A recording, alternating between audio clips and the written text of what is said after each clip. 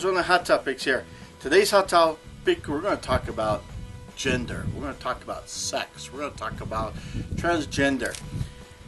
Now, on a little windy day out here on my property, basically, I have firsthand experience, not in me, but in someone I used to work with.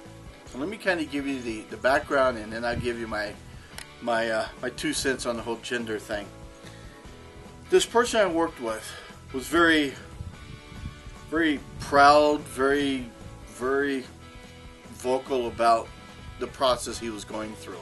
He was going from a man to a woman. And in this process, I'm the kind of person that's a little bit intrigued by things. And I'll ask questions, and he was going to tell me anyhow, but I showed some interest in learning a little bit about it because I thought it was kind of weird. And so why someone would want to do that? So I kind of played along. I asked questions. I listened. A lot of the people with the company didn't want to hear it. They took the approach of, you know what, to each their own, keep it to yourself. And I like that idea, actually. And as a transgender person, I think you should keep it to yourself. You shouldn't go out there and blab it out to the world. So, but I'll look at it this way. From what I learned from this guy is this. First off, you can't have your sexual reassignment surgery until at least the age of 18 unless you go through some psychic evaluation and you get your parents okay, then they will do it. But there's a lot of danger in having that sexual reassignment surgery before the age of 18. Your body's changing. That's when all your hormones for whatever sex you are is kicking in and growing and developing. And some people develop later than others. So you run a lot of dangers really in change in nature basically. So it makes sense to have it at least by the age of 18. Now, he also said this. In order for him to have the surgery, he has to do this. He has to get hormone treatment for at least 1 year, sometimes longer, but at least 1 year. And during that year and going forward, they always monitor the hormone treatments to see if they need to increase or decrease the dosage. So he's always going through those treatments. And he has to, during that first year, he has to act like, pretend he is, be a member of the opposite sex, the sex he wants to be. So he has to pretend he's a woman. Now, if he's dressing like one, and he actually said it, himself, is that he's not a transgender yet. You can't be a transgender till you have that surgery. You are in a pre-transgender phase, and I asked him, point blank, I said, so would that make you a cross-dresser maybe? He's like, that's acceptable. So cross-dresser or pre-transgender is what you are until you have your surgery. So you're not transgender until that moment. So kids, basically they can't be transgender. They can be cross-dressers or they can be in a pre-transgender phase. But they can't be transgender yet until you have your surgery. Okay? So cross-dresser, pre-transgender, whatever you want to call it, it's still not transgender until that surgery. So, in talking with him, though, he says that you got to go through all that. You've even got to see, or at least it's recommended that you see a psychiatrist just to make sure everything is on the level, because this is a very serious thing. When you have that surgery, that's serious. Not only is the money involved, but you've also are coming underneath the knife. You're doing some hormonal treatments. You're doing all this, and then you find out later you don't like it. You want to change back. Well, yeah, I guess it could be done, but that's a lot of hassle to go through. So you want to make sure it's the right decision for you. So going through that first year of practicing and pretending makes a lot of sense. Now, to the whole bathroom thing. Unless you already know the person, or unless it's a bathroom that because of a sports-related activity or some kind of deal where you've got to go take a shower, and the shower aren't private showers, they're the big open, wide open public showers where a group of people shower at the same time. Unless it's that type of situation,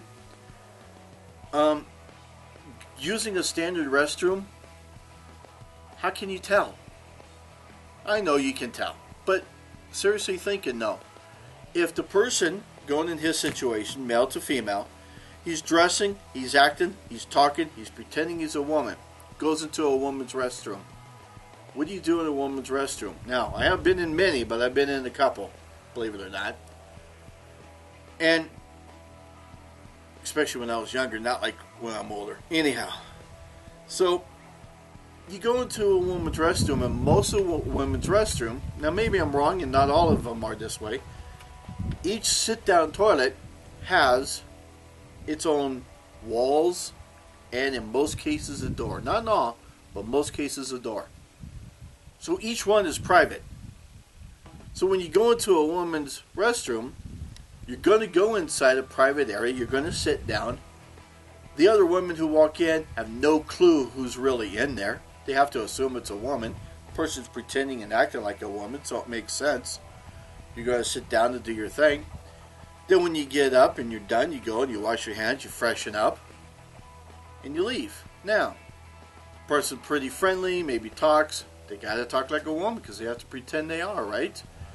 So even though that the hormone treatment is supposed to change their voice a little bit, they still need to pretend that they're a woman. So they have to talk more feminine. And so even the women in there shouldn't really tell. But they might have a good idea. Hey, this is either a manly woman or maybe this person's going through the transgender phase. You know, the pre-transgender phase. So, but that's about it. But that person really shouldn't be very vocal about it. They shouldn't say, oh, by the way, I'm transgender. Or, oh, by the way, I'm pre-transgender. They should keep that to themselves. That's privacy, right?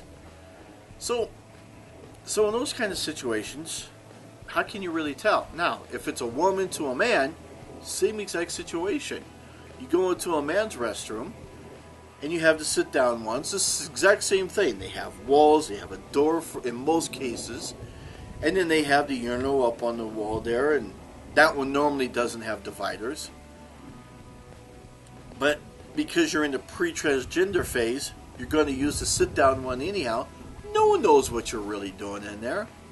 I've seen so many people walk into a restroom, especially a small one, and I'm standing there at the only stall there. The other person comes in, goes into the sit-down one, and you can tell he's being standing up. But when you're sitting down, you don't know that they actually, went number 2 or not. So, and unless you really want to take notes, I think that's gross. So, in a woman trying to become a man, in that situation, you can't tell. They get out there, and again, it's the same situation. You're going to wash your hands, freshen up, and leave. A man looks at that person and says, oh, this is kind of a girly man, right? Man is really not macho, but a little bit on the feminine side. A lot of people are that way. It's no big deal. So, unless maybe they know that person, then I kind of get it. But outside of that, really in your whole pre-transgender and even after surgery, you're not supposed to be able to tell. So if you can't tell, then what's the big deal? Now, I get it if it's people you work with and then you go through the phase and then, okay, I kind of get that. Because now you're working with the people, they knew you beforehand. I kind of get that stuff.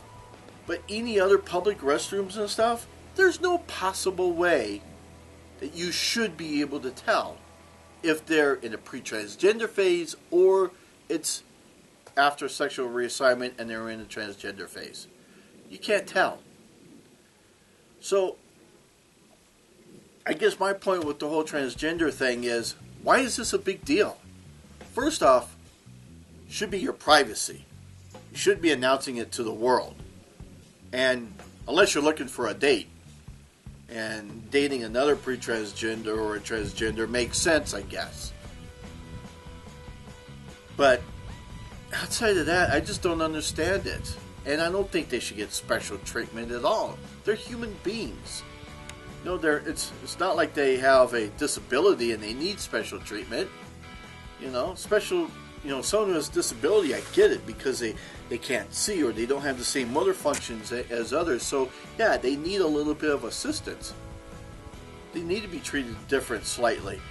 But transgender, you shouldn't be special at all, because first off, you shouldn't be telling us, and second off, we should be able to tell if you're playing your trees, if you're playing your part right. You should be able to tell. Now, get it in the pre-transgender phase. That's pretty. That was probably, you can probably guess, but still, even then, really. So, I don't know. That's my take on the whole transgender thing. I think it's blown out of proportion. I think people need to relax about it and realize that, it's a privacy issue. Keep it to yourself. And you're not a transgender until surgery. Then you become a transgender. You are a cross-dresser or pre-transgender phase. But you're not transgender until you have surgery. So, and even then, shouldn't matter what restroom you use. Now, if you're dressed like a girl and you go into a men's restroom, well then, yeah, now you're letting the cat out of the bag kind of thing. I think you should be using the women's restroom, even though you're in pre-transgender phase. But like I said earlier in the video, you're going inside the stall, and most of them have doors and walls, so it's all a privacy thing. No one even knows. This is Jeff with Those on the Hot Topics. Are you a transgender, or a pre-transgender, or a cross-dresser? Whatever, you know what? Who cares? It's your privacy. Keep it to yourself. I'm out.